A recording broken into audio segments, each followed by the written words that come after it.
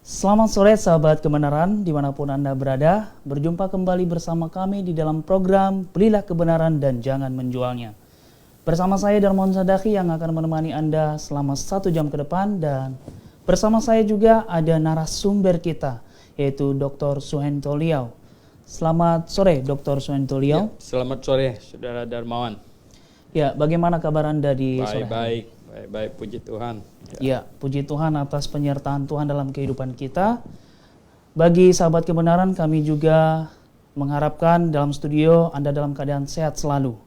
Topik pembahasan kita di sore hari ini adalah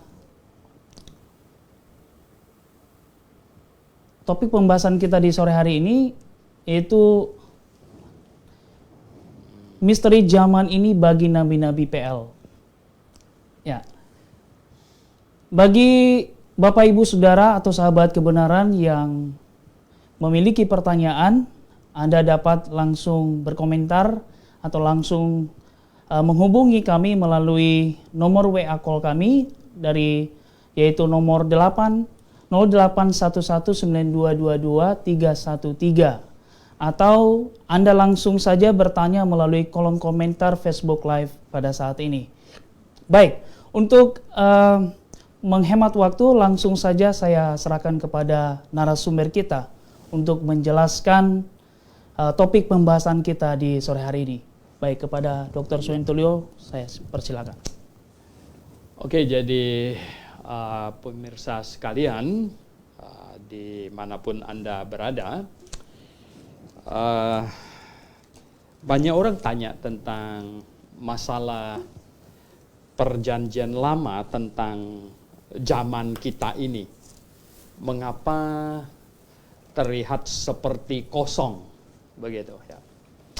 Mengapa terlihat seperti kosong ya? Nah, saya ingin mengajak Anda sekalian untuk melihat kitab yang paling terakhir dari perjanjian lama, yaitu kitab Maleakhi ya, Nabi Maleakhi gitu. Nah, jadi Maleakhi ini yang terakhir ya, nabi terakhir, menutup satu periode waktu ya, satu dispensasi zaman. Di ayat 5 dan 6 dia bilang berkata begitu dari pasal 4, pasal terakhirnya, ayat 2 ayat terakhir ya. Sesungguhnya aku akan mengutus Nabi Elia kepadamu menjelang datangnya hari Tuhan yang besar dan dahsyat itu. Jadi menjelang datangnya hari Tuhan yang besar dan dahsyat itu akan dikirim Elia. Maka ia akan membuat hati bapak-bapak berbalik kepada anak-anaknya dan hati anak-anak kepada bapak-bapaknya, supaya jangan aku datang memukul bumi ini sehingga musnah. Dahsyat sekali ini firman penutup ya, perjanjian lama. Nah, jadi sebenarnya tergantung di sini ya, ini ayatnya. Sesudah ini kurang lebih 400 tahun Tuhan tidak kirim nabi. Kurang lebih 400 tahun ya, Tuhan tidak kirim nabi. Baru muncullah Yohanes Pembaptis ya. Jadi perhatikan, jadi katanya di situ Tuhan akan kirim Elia ya.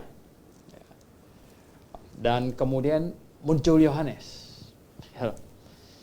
Menurut saudara, siapakah Yohanes ini? Ya dong. Ya. Nah, coba kalau kita lihat Elia dulu di 2 Raja-Raja. 2 Raja-Raja. Ya. 2 Raja-Raja pasal 1 ya. 2 Raja-Raja pasal 1 ya. Di situ coba ya, Saudara Darmawan boleh baca. 2 Raja-Raja pasal 1.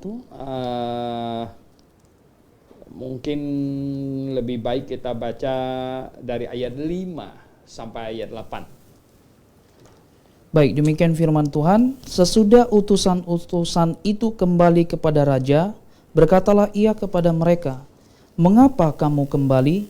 Jawab mereka kepadanya, "Ada seorang datang menemui kami dan berkata kepada kami, 'Pergilah, kembalilah kepada raja yang telah menyuruh kamu, dan katakanlah kepadanya, beginilah firman Tuhan. Apakah tidak ada Allah di Israel, sehingga engkau menyuruh meminta petunjuk kepada Baal-Zebub, Allah di Ekron? Sebab itu engkau tidak akan bangun lagi dari tempat tidur di mana engkau berbaring, sebab engkau pasti akan mati.' Lalu bertanyalah ia kepada mereka, 'Bagaimanakah rupa orang yang telah datang menemui kamu itu dan yang mengatakan perkataan ini kepadamu?' Jawab mereka kepadanya, 'Seorang yang memakai pakaian bulu dan ikat pinggang kulit terikat pada pinggangnya.' Maka berkatalah ia, 'Itu Elia, orang Tisbe.'" Perhatikan, apa pakaian Elia? Terbuat dari bulu. Berpakaian bulu, ikat pinggangnya Kulit. Oke. Nggak bilang makanannya apa ya. Mungkin ada menu belalang juga. Coba baca di Matius pasal 3. Injil Matius pasal 3 ayat 4. Injil Matius pasal 3 ayat Injil Matius pasal 3 ayat 4. Ya. Iya. Yohanes memakai jubah bulu unta dan ikat pinggang kulit dan memakannya dan makanannya belalang dan madu hutan. Jadi ikat pinggang Elia sama dengan ikat pinggang Yohanes, mereknya sama. Ya. Bajunya juga malah mereknya sama juga. Dan dikatakan, dikasih tahu ke Zakaria bahwa dia akan berjalan dalam rohnya Elia. Berarti rohnya Yohanes ini rohnya Elia. Oke, jadi coba kita perhatikan ya. Kemudian baca lagi di Matius pasal 11 ayat 14.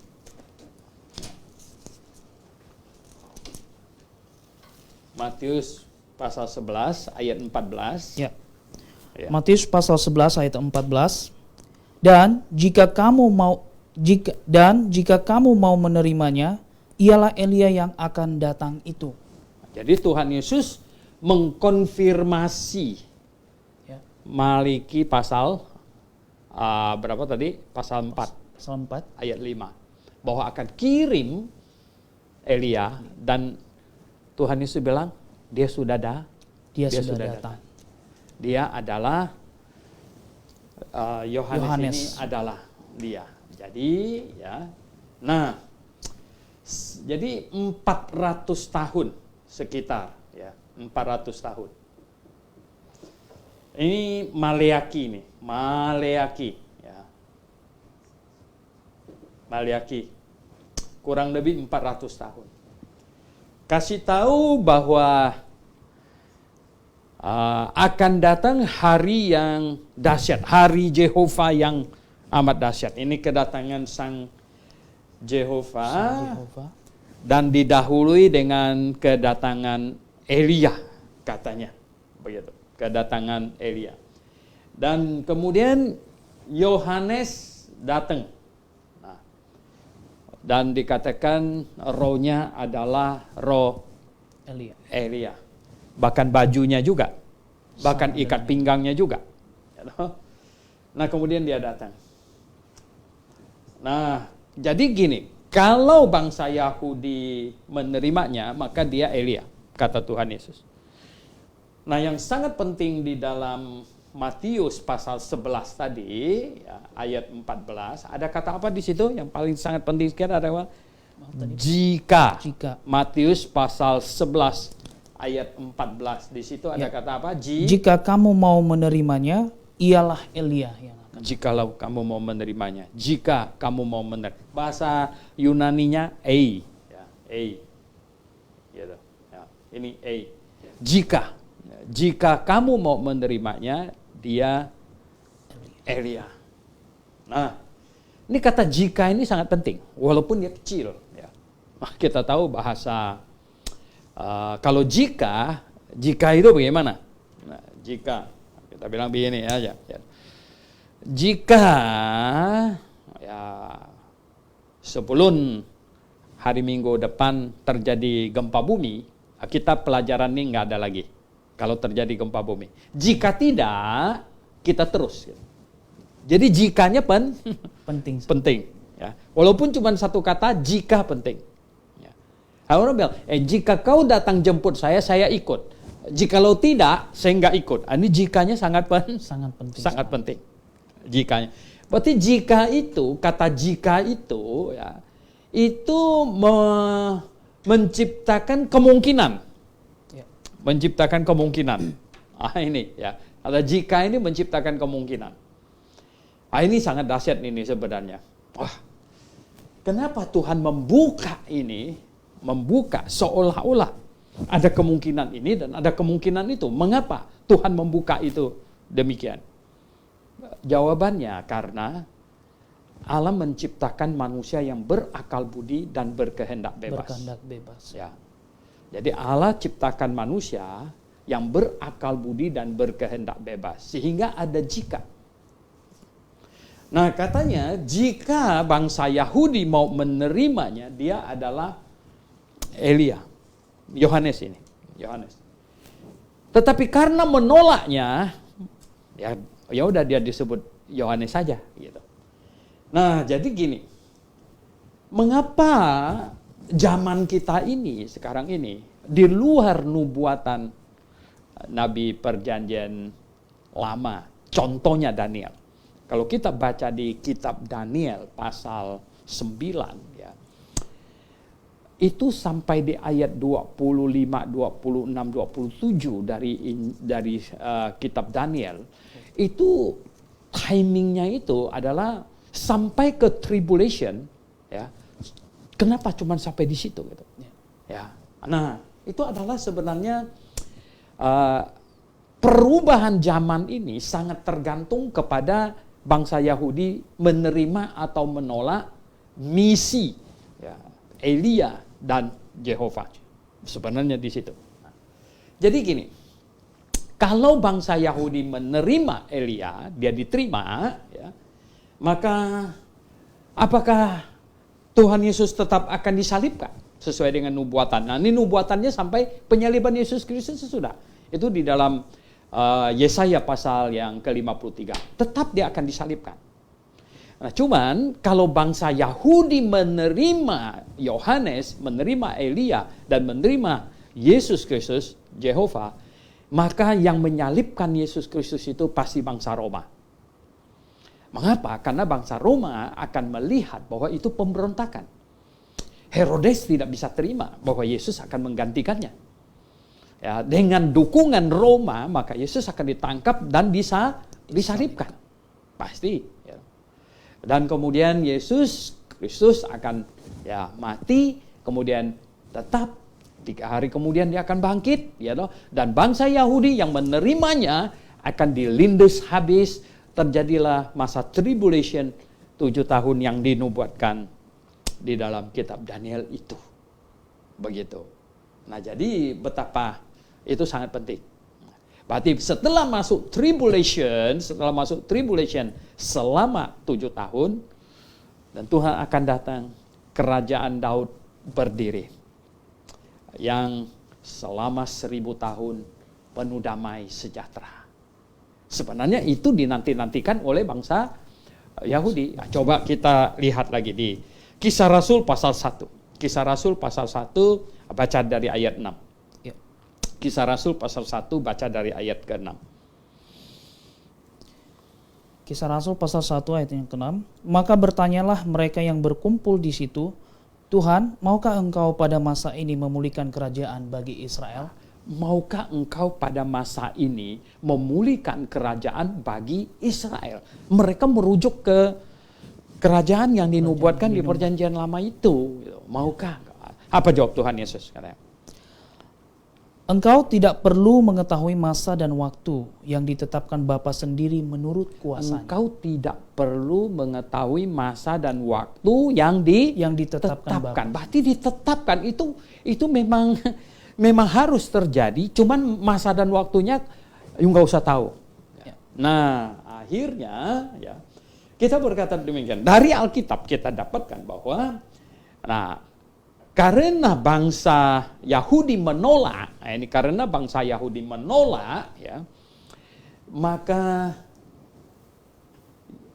yang menyalibkan Yesus itu adalah bangsa Yahudi yang meminta, ya, sampai Pilatus, wakil pemerintah Roma waktu itu memberi tawaran bagaimana kalau Yesus dilepaskan. Mereka bilang enggak, lepaskan Barabas. Ya. Dan Yesus ini bagaimana? Salibkan dia. Mereka berteriak. Dan akhirnya ya, Yesus disalibkan di bukit. Ya. Kita gambar bukit kecil ya, di bukit Golgota. Sebelumnya utusannya Elia sudah dipenggal dulu kepalanya sama Herodes, dipenggal. Maka itu ayat Alkitab mencatat, ya, Tuhan Yesus ketika mendengar bahwa Yohanes sudah mati, katanya, ya, kepalanya dipenggal, dia langsung menyingkir, katanya, menyingkir. Kenapa? Utusannya sudah dipenggal, bagaimana lagi, gitu ya. Jadi ini sudah sudah ditolak. Dia tahu bahwa plan B yang jalan sekarang. Jadi plan A, maka saya berkata begini, plan A itu adalah kalau bangsa Yahudi menerima Elia, ya, itu plan A. Ya. Ya, kalau bangsa Yahudi menerima Elia, pasti juga akan menerima Yesus sebagai Yehova. Nah, Roma yang akan menyalibkannya dan kemudian dia bangkit dan bangsa Yahudi akan ditindas habis tribulation 7 tahun dan kemudian Sang Juru Selamat datang kembali dan menghabiskan mereka dan kemudian berdirilah kerajaan Daud. Kerajaan 1000 tahun. Itu plan A. Tetapi ya, akhirnya Yohanes ditolak, dipenggal kepalanya. Tuhan Yesus langsung menyingkir dan kemudian finalnya mereka menolak Sang Yehova sendiri dan menyalibkannya. Ini. Ya, mereka menyalibkannya. Jadi ya, akhirnya Tuhan Yesus dikuburkan dalam perut bumi selama 3 hari 3 malam. Kemudian bangkit. Dan bangkit. Nah, sekarang ini terbukalah satu zaman baru sekarang ini, ya. Zaman baru yang tidak tahu batasnya sampai kapan.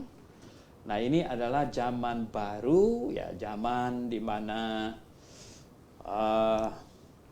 diberikan kepada bangsa-bangsa non-Yahudi. Berikan kepada bangsa non-Yahudi. Nah, itu dapat dibaca ya, di sebenarnya surat Roma. Ya, di surat Roma. Ya, ini kalau kita buka surat Roma, ya, di situ ada surat Roma pasal 11. Ya, di surat Roma pasal 11, mulai dari ayat 11. Surat Roma pasal 11 mulai dari ayat 11, ini panjang sekali, kita edit waktu ya, nanti Anda bisa perhatikan lagi ya. Bahwa seperti pohon zaitun, cabang aslinya dipotong dan dicacakkan ya.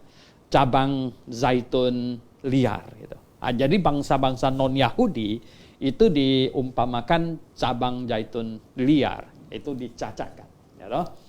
Nah, maka itu, jadi ini masa untuk bangsa non-Yahudi. Ya. Injil diberitakan. Jadi, yang bertanggung jawab pertama pemberitaan Injil, yang bertanggung jawab pertama itu adalah murid-murid awal. Waktu itu, ya, yang menyaksikan Tuhan Yesus terangkat, kalau kita baca di awal Kisah Para Rasul, sekitar 120-an orang ya, ini. Nah, inilah murid-murid ya, yang dipimpin oleh ya, 12 ya, rasul ya, Yudas digantikan sama Matias, dan setelah banyak tahun kemudian ditambahkan satu rasul siapa? Paulus ya. Nah, jadi ya, Bapak Ibu Saudara yang saya kasih dalam Tuhan, perhatikan di sini, berarti ini satu masa yang tidak ada dinubuatkan di Perjanjian Lama. Tidak dinubuatkan di Perjanjian Lama. Masa ini adalah masa di mana Tuhan suruh orang yang percaya kepadanya. Ya, yang tidak percaya ini kan nggak bisa diharap bangsa Yahudi, ya, majority dan seluruhnya itu tidak bisa percaya.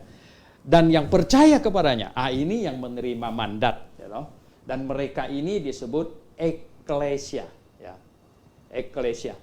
Mereka disebut eklesia, kumpulan orang.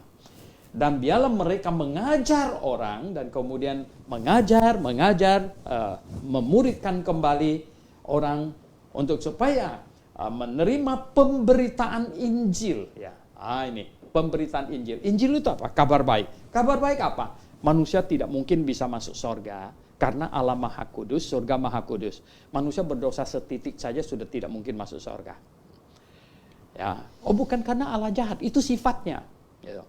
Dan itulah sebabnya maka Injil, kabar baik diberitakan bahwa Yesus Kristus sudah menanggung dosa manusia di atas kayu salib ini. Sudah menanggung dosa di atas kayu salib dan ya, manusia hanya perlu bertobat, yaitu mengaku salah dan menyesal, kemudian memberitakan kabar baik bahwa tinggal bertobat dan percaya saja. Percaya apa? Percaya bahwa Yesus sudah menggantikannya, dihukumkan di atas kayu salib. Maka ya, orang yang demikian ya, dilihat sebagai orang yang dosanya selesai ditanggung oleh Yesus di atas kayu salib. Dan kapan saja dia mati, dia pasti masuk surga. Dan tiap-tiap hari hidupnya sekarang ini harusnya dia hidup menyenangkan Yesus yang telah dihukumkan menggantikannya. Nah, berapakah lama masa ini? Masa di mana untuk bangsa non-Yahudi supaya bisa bertobat dan percaya, supaya nama mereka terdaftar di surga. Berapa lama? Tidak pakai jangka waktu. Tapi di dalam Roma pasal yang ke-11 tadi, ya, tadi kan kita sudah buka Roma pasal 11. Nah, Anda baca di ayat yang ke-25. Ayat yang ke-25. Apa dikatakan? Roma pasal 11 ayat 25. Sebab saudara-saudara, supaya kamu jangan menganggap dirimu pandai, aku mau agar kamu mengetahui rahasia ini. Sebagian dari Israel telah menjadi tegar sampai jumlah yang penuh dari bangsa-bangsa lain telah masuk. Sampai jumlah yang penuh dari bangsa-bangsa yang lain masuk. Jadi bukan disebutkan jangka waktunya sampai kapan, tapi sampai penuh. Jadi supaya bangsa-bangsa yang lain masuk sampai penuh, sampai penuh, ya loh, sampai penuh. Maka di dalam 1 Tesalonika pasal 4 di situ akan terjadi pengangkatan. Nah, akan terjadi pengangkatan, dan sesudah terjadi pengangkatan ini sejumlah orang yang bertobat dan percaya yang diselamatkan. Yang mati duluan katanya di dalam 1 Tesalonika pasal 4 ayat 13 sampai 18 itu bangkit, yang sudah mati duluan bangkit, ya. Kan pada waktu seseorang mati di sini, ya, dalam perjalanan waktu ini dia punya roh pergi bersama Tuhan, dia punya tubuh kita antar kuburkan di ya San Diego kalau yang agak mahalan gitu, atau di ya, Pondok Kelapa begitu. Mereka bangkit lagi, kemudian yang hidup ya toh diubah dan naik, diangkat. Nah, itu tidak banyak. Ya, tidak banyak itu. Betul-betul tidak banyak. Dari mana kita tahu tidak banyak? Coba baca di Lukas pasal 18. Ya, ayat 8. Itu tidak banyak, ya. Jadi Lukas pasal 18 ayat 8. Aku berkata kepadamu, ia akan segera membenarkan mereka. Akan tetapi, jika anak manusia itu datang, adakah ia mendapati iman di bumi? Bahkan Tuhan sendiri pesimis. Akan tetapi, jika anak manusia itu datang, adakah ia mendapati iman di bumi? Tuhan mencari iman yang benar di bumi. Bukan cari orang baik, yang baik hati. Ya, filantropi, bukan. Ya. Bukan cari orang yang berbuat amal banyak-banyak. Tuhan mencari iman yang benar. Ya. Apakah ada iman yang benar di bumi? Ketemu tidak? Nah, kelihatannya tidak banyak. Ya. Sampai Tuhan pesimis sendiri. Nah, tetapi yang terangkat ada. Ya. Puji syukur tiap-tiap zaman ada. Tuhan ada sisa, ada remnant. Ya. Tiap-tiap zaman ada remnant. Ini terangkat. Nah, kalau ini terangkat, ini masih ada sisa banyak di sini. Masih ada yang tidak terangkat banyak. Tidak terangkat banyak. Orang Kristen banyak ditolak. Matius pasal 7 dikatakan bahwa apa? Ya, yang menyeru-nyeru Yesus, Tuhan, Tuhan. Ya. Tidak dienyangkan malah. Nah, yang sini, inilah yang akan mengalami masa tribulation. Ya, tribulation ini masalah kesusahan. Wah, masa kesusahan. Amat sangat. Wah, ini lebih dari COVID. Lebih dari COVID, saya yakinkan Anda. Nah, kalau kamu baca di di kitab Wahyu, ini dahsyat sekali. Wabahnya, musibahnya, ya loh, tsunami Aceh belum apa-apa. Ya, ini, ya, sampai 7 tahun. Ini kembali ke kitab Daniel lagi. Kembali ke kitab Daniel. Baru kemudian, ya setelah 7 tahun ini akan jadi kacau balau di sini sampai kemudian perang Harmagedon diperkirakan di akhir di sini masa 7 tahun ya, yang di Wahyu pasal 16 itu. Dan kemudian akan terjadi Tuhan datang bersama yang naik di sini. Bersama mereka yang naik di sini. Saya salah satu di situ ya toh. Itu akan turun lagi di sini, ya turun. Nah, apa yang terjadi? Di sinilah akhirnya mulai, ya toh, masuk ke dalam kerajaan 1000 tahun, begitu. Ya, jadi ini akan masuk di situ. Wah, lihatlah ya. Jadi begini, akhirnya kita dapatkan bahwa masa dari rapture ya. Yang ini masa penyaliban Yesus ya, rapture di sini sampai ke rapture, ini masa yang sepertinya kosong di perjanjian lama ya. Masa ini kosong, makanya Tuhan Yesus mengumpamakan masa ini, masa dari penyalibannya, masa jemaat ini ya. Ini dia sebut kerajaan sorga, rahasia kerajaan sorga. Rahasia. Coba baca di Matius 13. Ya. Matius 13 ayat 12. Matius 13 ayat 12. Matius 13 ayat 12. Karena siapa yang mempunyai kepadanya akan diberi. Coba. Matius 13 ayat 11 di atasnya. Ya, ayat 11. Jawab Yesus, kepadamu diberi karunia untuk mengetahui rahasia kerajaan sorga, tetapi kepada mereka tidak. Apa katanya? Kepada kamu diberi karunia untuk mengetahui rahasia kerajaan. Bahasa aslinya bilang mysterion. Mestinya diterjemahkan dengan misteri. Ya. Jadi kepada kamu diberitahukan misteri. Ya, misteri zaman. Ini misterinya. Ya. Misterinya apa? Ini tidak disingkapkan. Ini masa gereja, ya. Masa gereja dirahasiakan. Di dalam Alkitab diumpamakan ini, ya.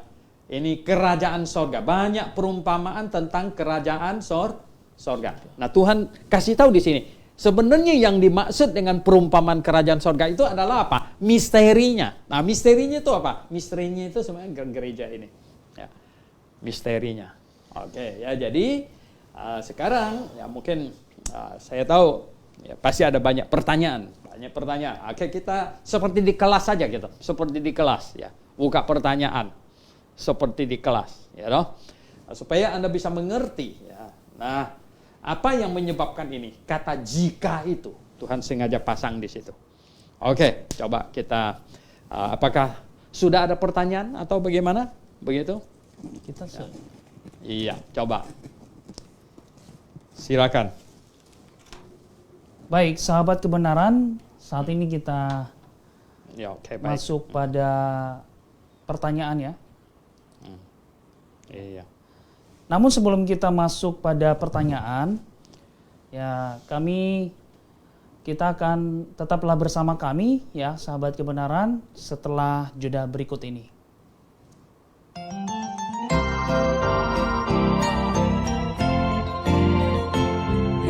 Halo semuanya, bagi Anda pencinta buku-buku rohani Kristen terbitan Grafe International Theological Seminary, kali ini kami memperkenalkan satu buku spesial yang ditulis oleh Dr. Suhento Liau dengan judul Kapan Saja Saya Mati, Saya Pasti Masuk Surga. Yuk kita lihat apa-apa aja sih yang dibahas di dalam buku ini.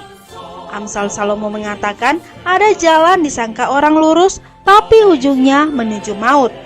Apa makna keselamatan yang sejati? Dapatkah usaha manusia untuk menghapus dosa? Bagaimana cara menghapus dosa menurut Allah? Bukti seseorang dosanya telah dihapus. Dan pernahkah Anda bertanya bagaimana orang yang tinggal di hutan dan belum pernah mendengar Injil? Jikalau mati, apakah mereka akan ke sorga ataukah ke neraka? Buku Kapan Saja Saya Mati, Saya Pasti Masuk Sorga dapat menjelaskannya. Jikalau Anda berminat untuk mendapatkan buku ini, caranya gampang saja, hubungi toko buku Grafe di 021 6471 4156 atau di 0813 1586 3518. Ayo buruan sebelum kehabisan.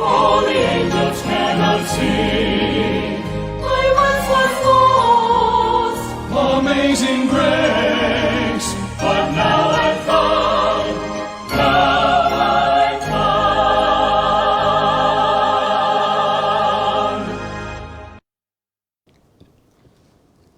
Baik, sahabat kebenaran, kembali lagi bersama kami dalam program Belilah Kebenaran dan Jangan Menjualnya.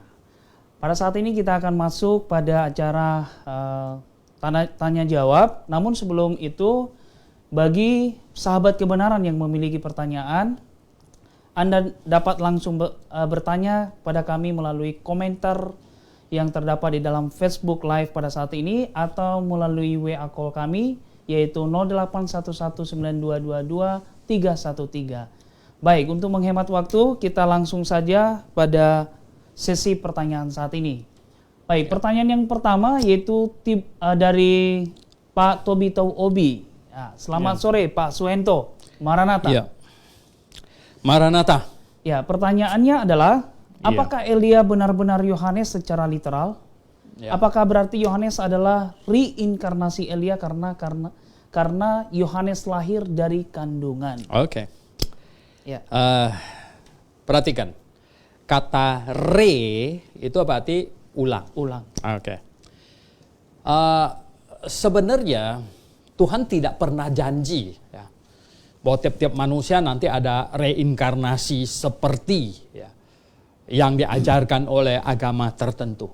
Tuhan tidak pernah janji. Ya. Tuhan tidak pernah janji Darmawan nanti akan datang lagi gitu kalau sudah mati. Tidak janji begitu. Tetapi ya, semua orang Yahudi tahu Elia itu sudah mati, sudah tidak ada. Dan di dalam kitab Maleakhi, ya, kitab Maleakhi itu ditulis 400-an tahun. Ya. Sedangkan Nabi Elia itu kira-kira 700-800-an tahun. Berarti sudah 400-500 tahun. Ya. 500-an tahun gitu. 500-an tahun. Elia sudah tidak ada. Nah, Tuhan pakai Nabi Maleakhi berkata dia akan kirim Elia. Nah, boleh nggak Tuhan lakukan itu? Boleh. Sangat Ya, boleh. Ya nggak? Ya Tuhan kan bilang dia mau kirim Elia. Ya, mungkin orang berpikir Elia datang gini, plop, plop, plop, plop, plop, plop, plop, plop, datang gitu lah. Enggak. Ternyata Elia tidak datang dalam bentuk itu. Ternyata Elia datang melalui rahimnya Elisabeth. Begitu. Ya kan? Nah, Tuhan tidak berkata bahwa Yesaya akan reinkarnasi lagi. No. Ya, Tuhan tidak berkata bahwa Daud akan reinkarnasi lagi. No. Ya. Tuhan hanya bilang Elia. Ya kan? Elia akan datang lagi. Dia akan kirim Elia. Dia kirim Elia.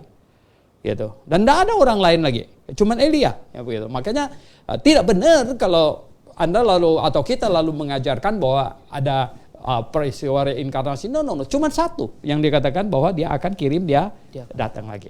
Itu, ya dong. Elia. Begitu. Jadi Yohanes itu betul Elia. Bukan saya yang ngomong, Tuhan Yesus yang ngomong kok. Ya, bahwa jikalau kamu menerimanya, dia itu Elia.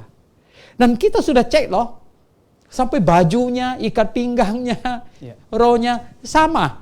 Nggak ada foto aja. Memang belum bisa difoto. Semuanya yang lain cocok gitu. Oke. Baik, saya pikir itu sudah jawaban yang sangat luar biasa. Baik, kita langsung beralih pada pertanyaan selanjutnya, masih dari Pak Tobito O. Ya, pertanyaan yang kedua, apakah Melkisedek tokoh asli manusia yang benar-benar ada secara historis hidup di bumi, atau hanya dongeng? Apakah Melkisedek secara literal adalah Allah? Sebenarnya begini, ya, Alkitab tidak pernah ceritakan dongeng, ya, tidak pernah. Alkitab tidak pernah cerita dongeng. Alkitab bukan buku dongeng gitu. Ya, tidak. Ya. Melkisedek jelas dia adalah pribadi yang sampai bisa menerima persepuluhan dari Abraham. Gitu. Saya tahu di medsos ada banyak keributan tentang siapa ini Melkisedek. Ya, siapa ini Melkisedek? Dan mungkin pertanyaannya bisa liar ya dan tidak ada ketentuan. Tapi kalau kita perhatikan Ibrani pasal 7 ya, kalau kita perhatikan Ibrani pasal 7 ya, maka ya kita bisa katakan bahwa Melkisedek waktu itu ya dia hadir dan katakannya apa di situ ya? Ia tidak berbapak, tidak beribu. Ini ada banyak penafsir dari teolog liberal bilang ada, maksudnya tidak tercatat. No, Alkitab tidak bikin begitu ya. Alkitab berkata ia tidak berbapak, ia tidak beribu. Kalau nggak tercatat, Alkitab akan tulis begini. Ia bapaknya tidak tercatat, ibunya tidak tercatat. Itu beda lagi gitu. Tapi ya Alkitab berkata ia tidak berbapak dan ia tidak beribu. Ya, tidak bersilsilah, jadi nggak ada silsilanya. Ini dia hadir, ya loh. Dan kemudian kan ya, ini masih lagi teman. Harinya tidak berawal dan hidupnya tidak berkesudahan. Wah ini dia. Harinya tidak berawal, jadi nggak ada setatnya. Wih, ya, siapa dia yang harinya nggak ada setatnya? Dan tidak berakhir, tidak berkesudahan. Ini, ya toh, yang tidak mati. Ya. Dan karena ia dijadikan sama dengan anak Allah. Ini perkataan ini sangat penting. Dia dijadikan apa? Sama. Ya, sama dengan anak Allah. Ini penting. Dengan kata lain, dia dijadikan sama dengan Yesus Kristus. Oke? Dia dijadikan sama dengan Yesus Kristus. Dan ia tetap menjadi imam sampai selama-lamanya. Dia menjadi imam sampai selama-lama. Yesus Kristus adalah imam yang sampai selama-lamanya. Ya, begitu. Oke. Nah, sebenarnya ini sudah cukup untuk menyimpulkan bahwa Melkisedek itu adalah pribadi Yesus Kristus yang dulu ya sebelum dilahirkan oleh Maria. Sebelum proses dilahirkan oleh Maria, dia pernah datang. Tidak melalui proses kelahiran. Ada. Ya. Tiba-tiba dia ada di situ. Makanya tidak berawal, tidak berkesudahan. Ya. Dan kemudian nggak tahu dia ada di mana lagi. Mungkin Abraham cari-cari, mau kasih persepuluhan lagi, nggak ketemu lagi. Nah itu. Ya. Nah, ini kata Alkitab. Ya jangan terlalu liar entah kemana-mana gitu pikiran kita. Karena apa? Kesimpulan kita harus ada dasarnya pada Alkitab. Ya, Alkitab memberikan keterangan demikian. Ya sudah, begitu. Ya. Oke. Saya pikir itu sudah cukup menjawab kepada Pak Tobi. Dan pertanyaan selanjutnya masih dari Pak Tobi. Apakah sebelum jatuh dalam dosa, tubuh Adam dan Hawa abadi tidak bisa menua dan mati? Kalau kita merujuk kepada Alkitab, ya bahwa tubuhnya akan mati kecuali dia makan buah pohon kehidupan. Ya, sebenarnya itu ya. Nah, mengapa? Jadi Maka itu setelah mereka jatuh dalam dosa, Tuhan tidak mau mereka memakan buah itu, takut mereka hidupnya jahat dan makan buah itu jadi tidak mati. Tidak mati. Itu sebenarnya yang diantisipasi itu. Ya memang, lalu katakan mereka, karena Tuhan bilang ini, kalau kau makan ini buah pohon pengetahuan yang baiknya, kamu akan mati. Nah banyak orang tanya, loh kenapa mereka tidak langsung mati gitu? Buah itu bukan buah sianida gitu. Kalau langsung terkapar mati, bukan. Ya kalau itu yang terjadi, makan dan langsung mati, katakanlah Hawa yang makan duluan kan? Ya dia udah terkapar mati, Adam mana mau makan lagi gitu? Tidak begitu ya. Tapi sebenarnya yang dimaksudkan di situ itu adalah hukuman mati. Ya, hukuman. Ya, mati itu hukuman. Ya. Kalau kamu makan ini, kamu berarti menentang Allah Anda berdosa. Orang berdosa sudah tidak mungkin bisa menghampiri Allah lagi.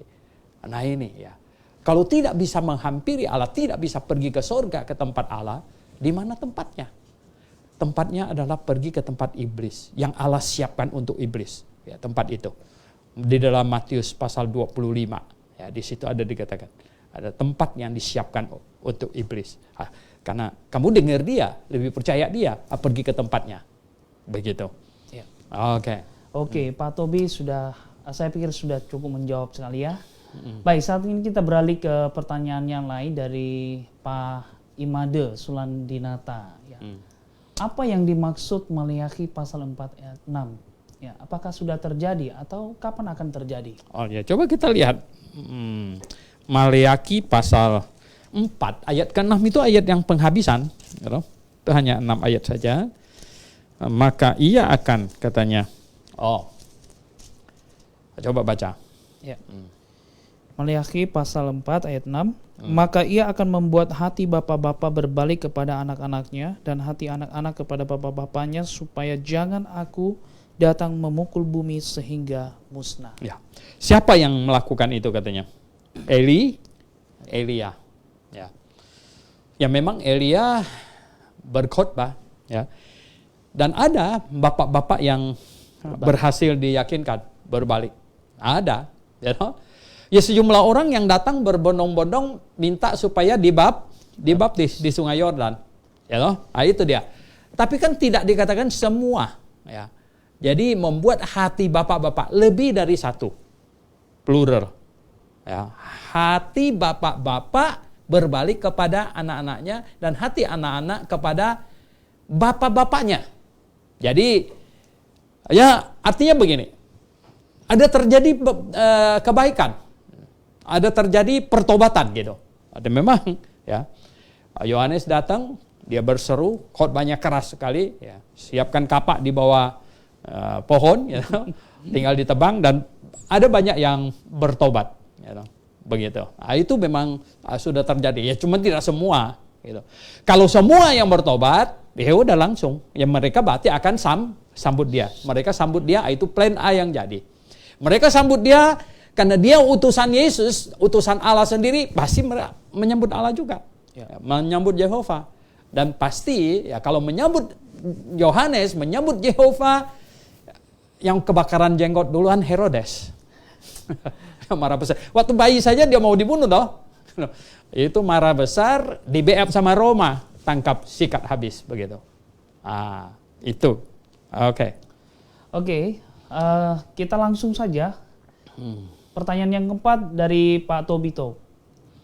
Apakah tubuh Adam dan Hawa sebelum jatuh dalam dosa merupakan tubuh kebangkitan atau kemuliaan, sama persis seperti tubuh Yesus saat bangkit dari kematian? Bukan. Ya. Itu tubuh karena gini, tubuh Adam dan Hawa itu tubuh yang dibuat dari tanah, gitu ya. Itu tubuh yang dibuat dari tanah. Sedangkan tubuh kebangkitan nanti itu bukan tubuh yang terbuat dari tanah lagi. Itu sudah tubuh yang mulia. Ya, itu dia. Ya. Jadi tubuh Adam dan Hawa, walaupun sebelum jatuh dalam dosa, itu tetap tubuh yang terbuat dari tanah. Oke, Pak Tobi sudah cukup menjawab. Sekarang kita pertanyaan selanjutnya, yaitu apakah mungkin ada wahyu yang bukan inspiration selama masa setelah kitab Maleakhi sampai sebelum PB? Ada muncul yang macam-macam begitu, tetapi itu disebut apokrip, ya. Tobit, Yudit, Makabe, itu ada kurang lebih 12 kitab, ya. Itu yang ada gereja lain menaruhnya antara Maleaki sampai Matius itu. Itu kitab apokrip, ya. Kita disebut apokrip itu menyusup masuknya. Nah, kita tidak terima itu, ya. Kenapa? Satu, orang Yahudi tidak terima itu, ya, sebagai firman Tuhan. Dua, ya, rasul-rasul Tuhan Yesus tidak pernah mengutipnya, ya, makanya tidak pernah Anda baca di dalam Injil nama, ya, Tobit, Yudit, Makabe, kan nggak pernah, ya, no? Itu dua. Dan ketiga, Tuhan Yesus di dalam Lukas 24 ayat 44 hanya menyebut kitab Taurat, itu 5, ya. Kitab Nabium itu ada 19, kemudian kitab Ketubim ada 12. Jadi 39 kitab ini yang Tuhan Yesus berkata berisikan tentang aku. Jadi jelas sekali, ya. Maka itu kita bilang bahwa dari Maleaki sampai Yohanes tampil, ya, Tuhan tidak turunkan wahyu atau menginspirasi, ya, siapapun untuk menuliskan. Makanya tidak ada firman Tuhan sampai Yohanes tiba, ya, baru kemudian, ya, Tuhan Yesus datang dan kemudian pewahyuan dan ditulislah 27 kitab perjanjian baru. Sehingga lengkap di tangan kita 66 kitab firman Tuhan. Ya. Oke. Masih ada? Jelas ya Pak? Masih. Saat ini pertanyaan dari Pak Imade. Bagaimana cara memahami 2 Petrus pasal 3 ayat 10? Di sana ada kata pencuri dan langit akan lenyap. Kaitannya dengan rapture dan tribulasi serta setelah kerajaan 1000 tahun. Coba dibaca. Ya. 2 Petrus pasal 3. Ya, 2 Petrus. Ya. Pasal 3 ayat yang ke-10. Ke-10 ya. Ya. Baik, 2 Petrus pasal 3 ayat yang ke-10. Ya. Tetapi hari Tuhan akan tiba seperti pencuri. Pada hari itu langit akan lenyap dengan gemuruh yang dahsyat dan unsur-unsur dunia akan hangus dalam nyala api dan bumi dan segala yang ada di atasnya akan hilang lenyap. Iya, jadi kalau segala sesuatu ini akan hancur secara demikian, betapa suci dan salehnya kamu harus hidup, yaitu kamu yang menantikan dan mempercepat kedatangan hari Allah. Begini, ya, sifat nubuatan kadang tercampur begini. Kalau kita lihat di Matius pasal 24, murid Tuhan Yesus itu menanyakan 3 hal. Kapan hari bait Allah akan dihancurkan? Kapan hari kedatanganmu, kedatangan Tuhan? Kapan hari dunia ini lenyap? 3. Akhirnya Tuhan jawab secara overall, kita yang memilah-milahnya. Yang bait Allah hancur sudah selesai. Hari kedatangan Tuhan belum. Nah, hari kemudian Tuhan, langit dan bumi ini lenyap juga belum. Nah, 2 hari itu, hari kedatangan Tuhan dan hari dunia ini lenyap.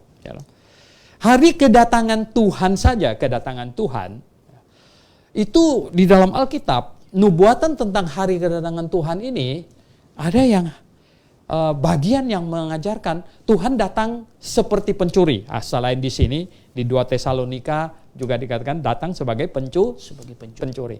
Tapi ada bagian yang lain yang kakinya akan berjejak di Bukit Zaitun, ya, dan langit dan bumi lenyap. Itu masih jauh, langit dan bumi lenyap. Tetapi semuanya ditumpukkan dalam sepertinya satu nubuatan.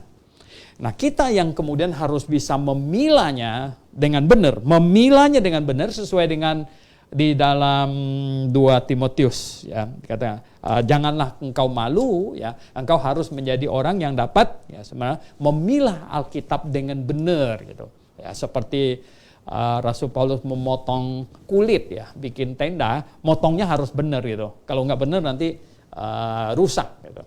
Nah, berarti harus memilahnya begini.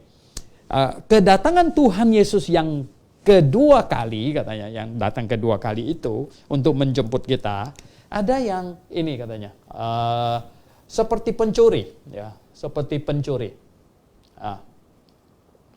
Terus satu lagi katanya, ini datang bukan seperti pencuri, yang satunya ini, yang ya semua mata ya memandang, ya mata memandang. Nah, sekarang saya tanya, kalau pencuri itu semua mata memandang nggak? Nggak mungkin. Perampok yang semua mata kalau memandang dia itu. Nah, kelihatannya banyak orang bisa kacau kalau tidak dapat memilah ini dengan baik. Ini persis dengan pada waktu zamannya Yohanes. Ya, zaman Yohanes datang Tuhan Yesus. Kenapa? Karena waktu itu nubuatan perjanjian lama ada nubuatkan tentang ya Mesias itu sebagai hamba. Juga ada menubuatkan Mesias itu sebagai raja. Nah, raja dan hamba ini nggak klop gitu. Ya, nggak kompatibel. Bagaimana raja bisa hamba bisa raja gitu. Nah, mereka tidak hati-hati menelaah firman Tuhan. Seharusnya itu dua kali. Dia datang sebagai hamba, kemudian ditangkap dan disalibkan ya, itu sebagai hamba, tapi kemudian dia bangkit dan dia akan datang sebagai raja. Itu sebenarnya. Nah, sekarang juga ketika nubuatan mengenai kedatangan Tuhan yang kedua kali, ada sebagian dikatakan dia datang seperti pencuri, kemudian dia datang semua mata memandang kepadanya. Nah, yang berhikmat harus dapat memilah. Berarti itu ada dua fase, gitu, dua fase. Kalau datang sebagai pencuri, berarti tidak dilihat oleh semua orang. Tidak dilihat semua orang. Kalau datang sebagai pencuri itu mengambil sesuatu. Nah, oleh sebab itu, ya coba lihat. Berarti rapture inilah sebenarnya yang datang seperti pencuri. Itu saat rapture. Jadi apa? Ada yang diambil. Yaitu ada orang yang diambil. Dan tidak diketahui, itu pencuri. Datangnya tidak dilihat semuanya. Nah, sedangkan di bumi ini akan terjadi tribulation nanti.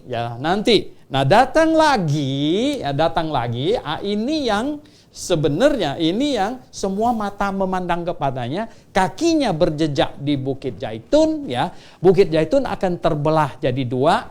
Nah, ini yang semua mata akan memandangnya. Jadi ada dua fase dipisahkan oleh masa tribulation yang 7 tahun gitu. Sedangkan langit dan bumi lenyap itu di akhir dari kerajaan 1000 tahun. Gitu. Nah, jangan baca 2 Petrus pasal 3 beberapa ayat itu berbicara secara overall, secara keseluruhannya disusun begitu saja. Nah, kita yang harus dapat memilahnya dan dapat ayat Alkitab yang lain memperjelas, ya. Ayat Alkitab lain memperjelas seperti yang terjadi ini, begitu. Oke. Baik, masih banyak waktu ya Pak ya? Boleh. Dikit lagi ya. 4.30. Ya, sampai kapan? 4.30. Hampir. Ya. Oke, coba kita habisin ini. Oke, sesuai dengan informasi 2 pertanyaan lagi Pak. Ya. Baik, saat ini masih pertanyaan dari Pak Tobi. Apakah mungkin Tuhan menyelamatkan bangsa lain selain bangsa Israel yang beriman di zaman PL dengan perbuatan baik atau hati nurani? Tidak dengan perbuatan baik. Bangsa lain semuanya akan diselamatkan. Sebenarnya begini, ya. Ini kita lihat, ini kan Yohanes datang. Ini masa Yohanes. Nah, jadi kita kalau lihat ini dengan jelas, ini penciptaan, ya. Penciptaan, kemudian kejatuhan, ya. Kejatuhan. Nah, zaman ini ayah sebagai imam. Ini zaman di mana ayah sebagai imam, ya loh. Kemudian ini zaman, ya. Ini zaman di mana Harun sebagai imam. Ini Harun, ya. Ini di sini ayah, ya. Ayah sebagai imam. Nah, ayah sebagai imam, di sini Harun sebagai. Yang memisahkan ini lagi adalah apa? Yang memisahkan ini adalah Taurat diturunkan, ya. Taurat turun. Gini, ya. Taurat turun. Nah, begini. Sejak manusia jatuh dalam dosa, Allah umumkan akan kirim juru selamat. Gitu. Dan juru selamat itu nanti akan dihukumkan menggantikan manusia. Nah, sebenarnya siapa saja yang percaya itu selamat gitu. Sebagai bukti orang itu percaya, maka ambillah batu disusun berbentuk meja gitu, ambil seekor domba, taruh di atasnya, pegang kepalanya, mengaku salah dan domba itu disembelih. Itu tandanya orang itu percaya pada janji Allah akan kirim juru selamat. Dan kelihatannya Adam dan Hawa sangat percaya. Adam dan Hawa sangat percaya akan itu. Maka itu orang tanya, bagaimana Pak, Adam dan Hawa masuk surga nggak? Kelihatannya masuk karena mereka sangat percaya gitu. Nah, jadi ibadah simbolik sederhana sembelih domba di atas mezbah itu menandakan yang bersangkutan percaya kepada juru selamat yang akan datang. Percaya juru selamat yang akan datang. Nah, jadi orang PL semuanya yang mau selamat, dosanya dihitung selesai, mereka harus bertobat percaya kepada juru selamat yang akan datang.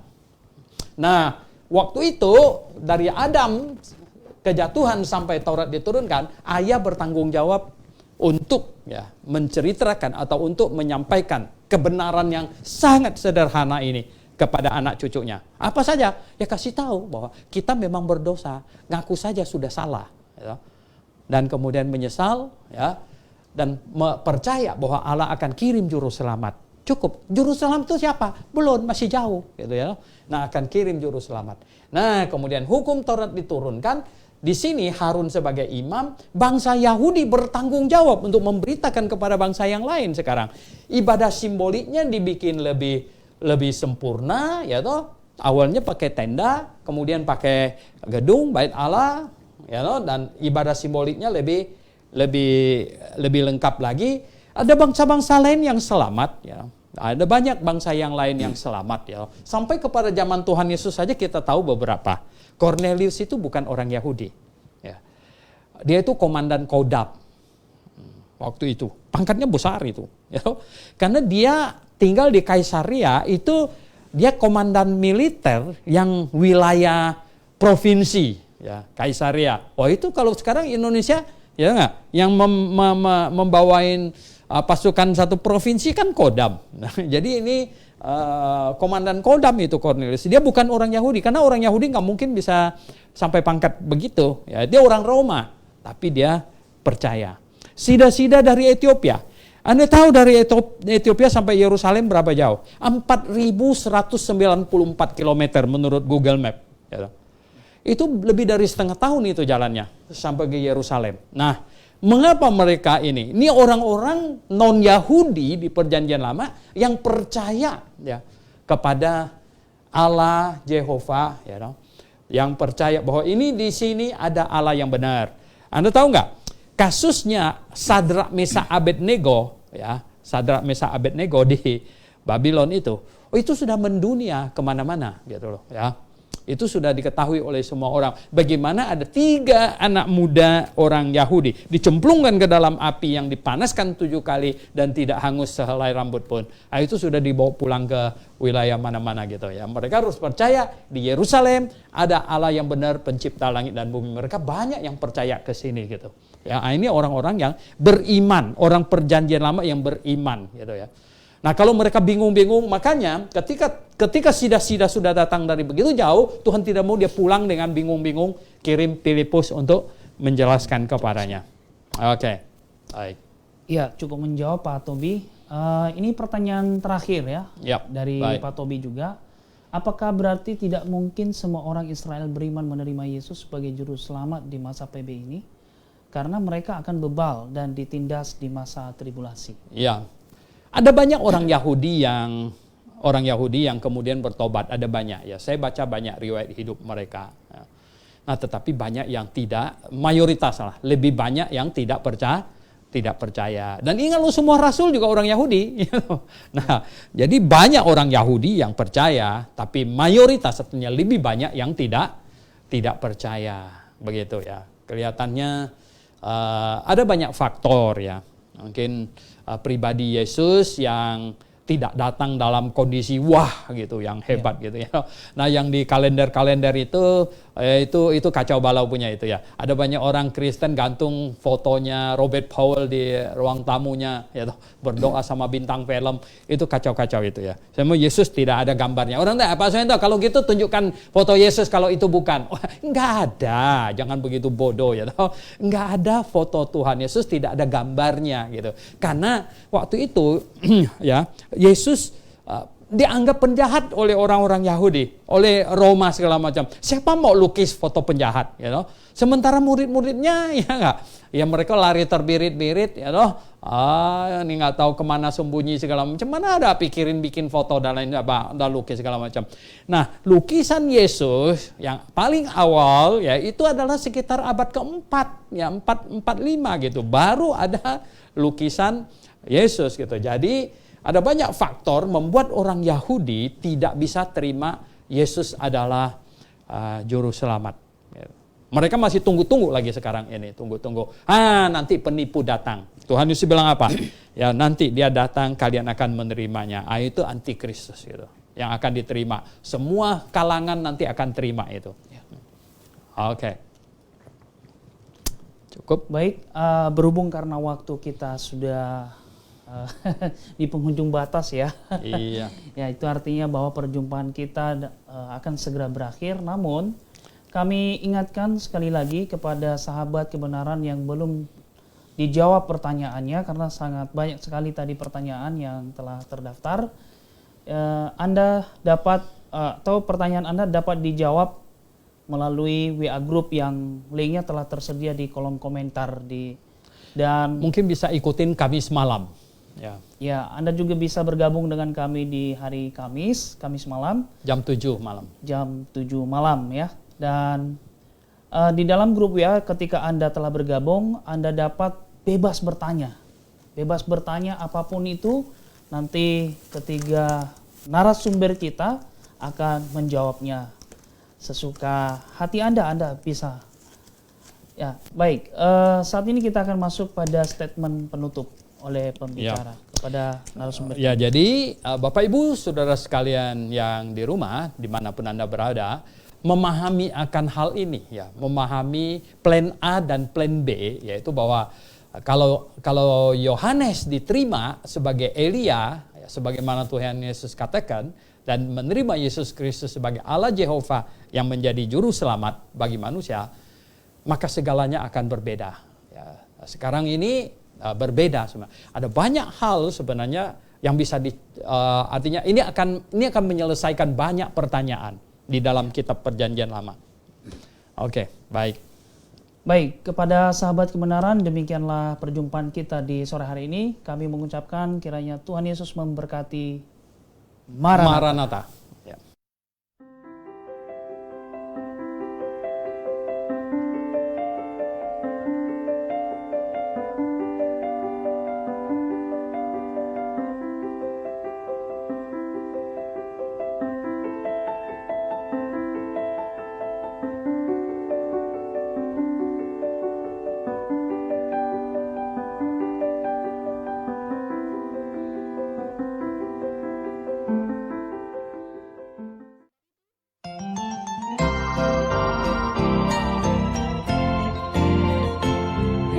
Halo semuanya, bagi Anda pencinta buku-buku rohani Kristen terbitan Grafe International Theological Seminary, kali ini kami memperkenalkan satu buku spesial yang ditulis oleh Dr. Suhento Liau dengan judul Kapan Saja Saya Mati, Saya Pasti Masuk Surga. Yuk kita lihat apa-apa aja sih yang dibahas di dalam buku ini. Amsal Salomo mengatakan ada jalan disangka orang lurus, tapi ujungnya menuju maut. Apa makna keselamatan yang sejati? Dapatkah usaha manusia untuk menghapus dosa? Bagaimana cara menghapus dosa menurut Allah? Bukti seseorang dosanya telah dihapus. Dan pernahkah Anda bertanya bagaimana orang yang tinggal di hutan dan belum pernah mendengar Injil? Jikalau mati, apakah mereka akan ke sorga ataukah ke neraka? Buku Kapan Saja Saya Mati, Saya Pasti Masuk Surga dapat menjelaskannya. Jikalau Anda berminat untuk mendapatkan buku ini, caranya gampang saja, hubungi toko buku Grafe di 021 6471 4156 atau di 0813 1586 3518. Ayo buruan sebelum kehabisan. All the angels cannot sing. I once was lost. Amazing grace.